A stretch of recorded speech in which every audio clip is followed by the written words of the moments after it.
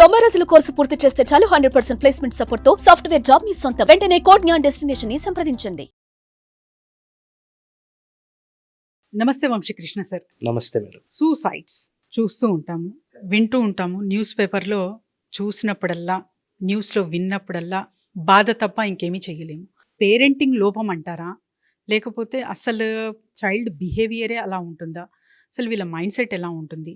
Precaution is better than cure అంటారు కదా, so అలాంటిది ఏదైనా సొల్యూషన్? చాలా మంది పిల్లలు ఆ ఎమోషన్లో సడన్గా సూసైడ్ చేసుకుంటున్నారు అనమాట. అయితే అసలు సూసైడ్స్ ఎవరు చేసుకుంటున్నారో, వాళ్ళు అలా సూసైడ్ చేసుకోవడానికి పేరెంటింగ్లో లోపం ఉందా, లేదనుకుంటే పేరెంట్గా ఇంకేమైనా సరి చేసుకోవాలా అన్న విషయాల పట్ల మనం ఈ వీడియోలో క్లారిటీ ఇద్దాం మేడం. అయితే ఫస్ట్ ఆఫ్ ఆల్ సూసైడ్ అనేది ఈ ముగ్గురు పిల్లలు ఖచ్చితంగా చేసుకుంటారు. ఎవరంటే, ఒకటి అతిగా గారాబం ఉండే పిల్లలు, ఎందుకంటే వీళ్ళు చిన్న కష్టాన్ని కూడా చాలా పెద్దగా ఫీల్ అవుతారు కాబట్టి. నెక్స్ట్ సెకండ్ వన్ ఎవరంటే, పేరెంట్స్ చేత నెగ్లెక్ట్ చేయబడ్డ పిల్లలు, ఎందుకంటే వీళ్ళకి చెప్పుకోవడానికి కూడా ఎవరు ఉండరు కాబట్టి. దెన్ నెక్స్ట్ వన్ వచ్చేసి ఎక్కువగా ఒత్తిడికి గురైన పిల్లలు అనమాట. అయితే ఈ ముగ్గురు పిల్లలు వాళ్ళు సూసైడ్ చేసుకోవడానికి ఎక్కువగా అవకాశాలు ఉన్నాయన్నమాట. అయితే ఈ సూసైడ్స్ అనేది ఒక రీసెర్చ్లో తేలింది ఏంటంటే, 39 సంవత్సరాల వరకు, అది మెన్ కావచ్చు ఉమెన్ కావచ్చు, ఎవరికైనా సరే కొన్ని కారణాల వల్ల, అంటే చైల్డ్ ట్రామాస్ ఉండొచ్చు, లేకుంటే చైల్డ్ ఏజ్లో అబ్యూజ్ ఉండొచ్చు, ఫిజికల్ అబ్యూజ్ ఉండొచ్చు, సెక్సువల్ అబ్యూజ్ ఉండొచ్చు, లేకుంటే ఎమోషనల్గా వాళ్ళు అబ్యూజ్ అయి ఉండొచ్చు, ఎమోషనల్ సపోర్ట్ లేక అయి ఉండొచ్చు అనమాట. సో ఇవన్నింటి రీజన్ వల్ల ఒక వ్యక్తికి సూసైడ్ చేసుకోవాలనే ఆలోచన అంత ఈజీగా ఏమీ రాదు మేడం. బ్రెయిన్లో ఎన్నో అనాలిసిస్లు జరుగుతుంటాయి, దాంతోపాటు రకరకాల ఎమోషన్స్లు యాడ్ అయినప్పుడు ఆ వ్యక్తి యొక్క నర్వస్ సిస్టమ్ మీద అది ఇంపాక్ట్ చూపిస్తుంటుంది. మన నర్వస్ సిస్టంలో sympathetic nervous system, parasympathetic nervous system అనే 2 సిస్టమ్స్ ఉంటాయి మేడం. అయితే ఎప్పుడైతే ఈ sympathetic and parasympathetic nervous systems ఎప్పుడైతే ఇంబ్యాలెన్స్ అవుతుంటాయో, అప్పుడు వాళ్ళకి అధికంగా స్ట్రెస్కి గురవుతుంటారు అనమాట. సో ఇలా స్ట్రెస్కి గురైన వాళ్ళే చైల్డ్ అబ్యూజ్ అయిన వాళ్ళు, లేకుంటే ఇలా స్ట్రెస్కి గురైన వాళ్ళకి సరిగా ఆకలి ఉండదు, సరిగా నిద్ర ఉండదు, వాళ్ళు ఏ పని కూడా కాన్ఫిడెంట్గా చేయరు, లోన్లీగా ఉండిపోతుంటారు, వాళ్ళు ఈవెన్ ఒక యాక్టివిటీ చేద్దామంటే కూడా ఒత్తిడికి గురవుతుంటారు అనమాట. సో ఇవన్నింటి కాన్సెప్ట్ మధ్య వాళ్ళకి ఆ సింపథెటిక్ అండ్ పారాసింపథెటిక్ ఇంబ్యాలెన్స్ అయినప్పుడు, ఆ స్ట్రెస్కి గురైనప్పుడు వాళ్ళ బిహేవియర్ ఇలా మారిపోతుంది. అయితే ఈ స్ట్రెస్లో ఉన్న వాళ్ళు కూడా ఏం సూసైడ్ చేసుకోరు మేడం. కాకపోతే ఈ స్ట్రెస్ ఎప్పుడైతే కంటిన్యూ అవుతుందో అది డిప్రెషన్లోకి వెళ్ళిపోతుంది. అయితే ఈ స్ట్రెస్ కంటిన్యూ అయినప్పుడే ఆటోమేటిక్గా డిప్రెషన్ అనమాట. అయితే ఈ డిప్రెషన్లోకి వెళ్ళిన తర్వాత వాళ్ళకి ఎమోషనల్ సపోర్ట్ లేక, లేదనుకుంటే వాళ్ళకి ఆ డిప్రెషన్లో ఉన్నప్పుడు వేరే వాళ్ళ దగ్గర మాట్లాడాలనే అలాంటి ఆలోచన రాక, వీళ్ళు వాళ్ళ లోపల వాళ్ళే కుమిలి చనిపోవడానికి, సూసైడ్ చేసుకోవడానికి కమిట్ అయిపోతున్నారు అనమాట.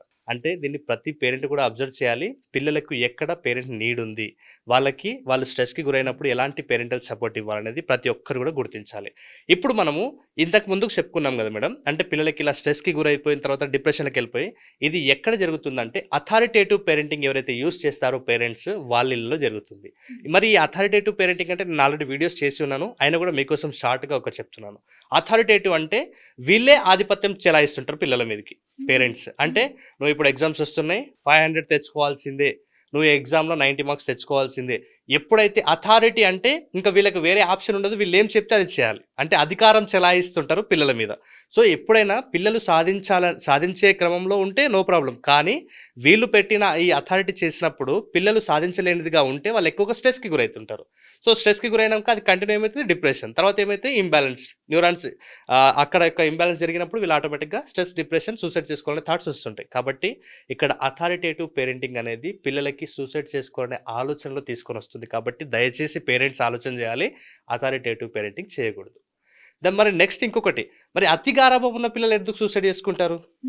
ఎందుకంటే ఇప్పుడు మనం ఇంతకు స్టార్టింగ్లో అనుకున్నాం, అతి గారాబం అంటే పేరెంట్స్ ఈ మధ్యకాలంలో ఓవర్గా కేర్ చేస్తుంటారు అనమాట. అంటే ఈవెన్ వాళ్ళకి ఏదైనా కష్టం అయిపోతుందేమో అని ఆ కష్టాన్ని కూడా పేరెంట్సే ముందే చేసేస్తుంటారు అనమాట. ఈవెన్ అది ఈ మధ్యకాలంలో ప్రాజెక్ట్ వర్క్, హోంవర్క్లు కూడా చేస్తున్నారు, అది వేరే విషయం. అంటే పిల్లలకి ఏ కష్టాన్ని కూడా వాళ్ళ లైఫ్లో దాన్ని ఎక్స్పీరియన్స్ చేయకుండా అన్నీ కూడా పేరెంట్స్ చేసినప్పుడు, పిల్లలు ఒక ఏజ్కి వచ్చినప్పుడు వాళ్ళ లైఫ్లో వచ్చిన చిన్న చిన్న కష్టాన్ని కూడా వీళ్ళు బేర్ చేయలేక ఆ చిన్న కష్టాన్ని పెద్దదిగా భావించి సూసైడ్ చేసుకుంటున్నారు. ఇది సెకండ్. మరి థర్డ్ వన్, నెగ్లెక్టెడ్ పేరెంట్స్ అనమాట. సో ఇక్కడ ఈ పిల్లలు ఎలా ఉంటారంటే, పేరెంట్స్ చేత నెగ్లెక్ట్ చేయబడ్డ పిల్లలు వీళ్ళు. అంటే ఈ నెగ్లెక్టెడ్ పిల్లలు అంటే, వాళ్ళకు ఒకవేళ ఏదైనా బాధ కలిగితే కూడా వేరొకరికి చెప్పుకున్న పేరెంట్స్ వినరు, పేరెంట్స్ కూడా కేర్ చేయరు. అంటే దీన్ని నెగ్లెక్టెడ్ పేరెంటింగ్ అంటారు. అంటే ఇలాంటి వాళ్ళకి కూడా ఏదైనా ఈవెన్ ఒక బాధ కలిగితే మనం అంటుంటాం, అంటే ఆ మైండ్ సెట్ షిఫ్ట్ అయినప్పుడు మాత్రమే మనం ఆ స్ట్రెస్ డిప్రెషన్ నుంచి బయటికి రాగలుగుతాం. కానీ ఈ నెగ్లెక్టెడ్ పేరెంట్ వాళ్ళకి చెప్పుకోవడానికి కూడా ఎవరు ఉండరు, చెప్దామన్నా ఎవరు వినరు అనమాట. సో ఈ కారణాల చేత వీళ్ళకి ఆటోమేటిక్గా ఇంకా ఎవరున్నారు చెప్పుకోవడానికి ఎవరు లేరు, మాట్లాడడానికి కూడా ఎవరు లేరు. సో ఈ కారణం చేత వాళ్ళకి కూడా సూసైడ్ చేసుకోవాలనే థాట్స్ వస్తుంటాయి అనమాట. సో ఈ అంటే మెజారిటీగా అథారిటేటివ్ పేరెంటింగ్ చేయకూడదు, పిల్లల్ని గారాబంగా చేయకూడదు, పిల్లల్ని నెగ్లెక్ట్గా చేయకూడదు. మరి ఏ పేరెంటింగ్ స్టైల్ ముఖ్యం అంటే పిల్లలు ఇలాంటి థాట్స్ రాకుండా ఉండాలంటే ఎలాంటి పేరెంటింగ్ చేయాలనేది ప్రతి పేరెంట్ కూడా తెలిసి ఉండాలి. మళ్ళీ చూస్తే వీళ్ళు డిప్రెషన్లో ఉన్నప్పుడు ఒంటరిగా ఉంటారు. అయితే ఈ ఒంటరిగా ఉన్న వాళ్ళే మళ్ళీ సోషల్ మీడియాలో ఎక్కువ అలా యాక్టివ్ ఉంటారు అనమాట. అయితే ఒక రీసెర్చ్లో తేలింది ఏంటంటే ఎవరైతే సోషల్ మీడియాలో ఎక్కువ యూజ్ చేస్తున్నారో వాళ్ళు కూడా ఒంటరిగానే ఎక్కువగా ఉండడానికి, సమయం గడపడానికి, స్ట్రెస్లో, డిప్రెషన్లో వాళ్ళే ఎక్కువ ఉంటున్నారంట. ప్రతి పేరెంట్ కూడా అబ్జర్వ్ చేయాల్సింది ఏంటంటే పిల్లలు సోషల్ మీడియాలో ఎక్కువ టైం స్పెండ్ చేస్తున్నారంటే కూడా ఎక్కడ ఏ కంటెంట్ ఎక్కువ చూస్తున్నారు, వాళ్ళు రిమైనింగ్ మిగతా యాక్టివిటీస్ చేయడానికి కూడా వాళ్ళు ప్రియారిటీ ఇవ్వాలి. అంటే పేరెంట్స్ వాళ్ళకి టీచ్ చేసి వాళ్ళు కూడా అలా చేసేలాగా ప్రయత్నం చేయాలి. మరి ఇప్పుడు ఏ పేరెంటింగ్ స్టైల్ చేస్తే పిల్లలకి ఇలాంటి డిప్రెషన్ థాట్స్, ఇలా స్ట్రెస్లో ఉండకుండా వాళ్ళకు కూడా సూసైడ్ థాట్స్ తగ్గి అందరిలాగానే కలిసిపోతారంటే అదే డెమోక్రటిక్ పేరెంటింగ్ స్టైల్ యూస్ చేయాలన్నమాట. డెమోక్రటిక్ అంటే ప్రజాస్వామికంగా, అంటే ఎలా ఉండాలంటే అక్కడ పిల్లలకి రూల్స్ ఉంటాయి కానీ ఒక బౌండరీలో ఉంటాయి. మరి హద్దులు మించి పూర స్ట్రిక్ట్గా కాకుండా కంప్లీట్గా వాళ్ళకంటూ ఒక రూల్స్ అండ్ రెగ్యులేషన్స్ పెట్టి, దీంతోపాటు పిల్లలకి పేరెంట్ మధ్య ఈ డెమోక్రటిక్ పేరెంటింగ్లో కమ్యూనికేషన్ బాగుంటుంది. అంటే పిల్లల యొక్క మనోభావాల్ని వాళ్ళు వింటారు. వాళ్ళు ఏదైనా చెప్పుకున్నా కూడా ఒక మంచి ఫ్రెండ్షిప్, అంటే పిల్లలకి పేరెంట్స్ ఫ్రెండ్స్ కాకపోయినా అలా ఫ్రెండ్లా బిహేవ్ చేసే అవకాశం మాత్రం ఉంటుంది. కాబట్టి ప్రతి పేరెంట్ కూడా దాన్ని దృష్టిలో పెట్టుకోవాలి, వాళ్ళతో కమ్యూనికేట్ చేపియాలి, వాళ్ళు సమాజంలో అందరిలా తిరిగేలాగా, వాళ్ళు ఏదైనా ఎమోషనల్గా ఉన్నప్పుడు పేరెంట్ ముందుగా ఎక్స్ప్రెస్ చేసేటట్టు, అంటే వాళ్ళకి అంత ఫ్రీడమ్, అంత కనెక్టివిటీ ఉన్నప్పుడే పిల్లలు బాగా మీతో కనెక్ట్ అవుతారు. కాబట్టి అథారిటేటివ్ మానేసి, నెగ్లెక్టెడ్ మానేసి, పిల్లలతో డెమోక్రటిక్ పేరెంటింగ్ ఉండి వాళ్ళతో కలిసిపోయి మీ కనెక్షన్ బిల్డ్ చేసుకున్నప్పుడు పిల్లలకి ఎలాంటి థాట్స్ రావు.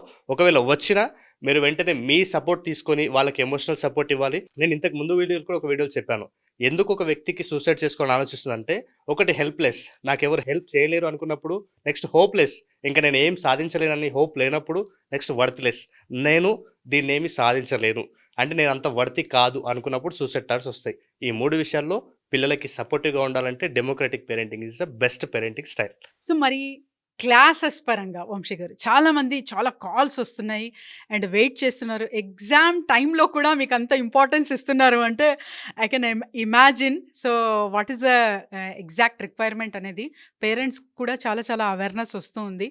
సో క్లాసెస్ గురించి. ఎస్ మేడం, అయితే మనం ఎవ్రీ సండే కూడా టాపర్ స్టడీ సీక్రెట్ అనే వర్క్షాప్ని డిజైన్ చేస్తాం మేడం. ఇది ఎవ్రీ సండే 2 hours వర్క్షాప్ ఉంటుంది.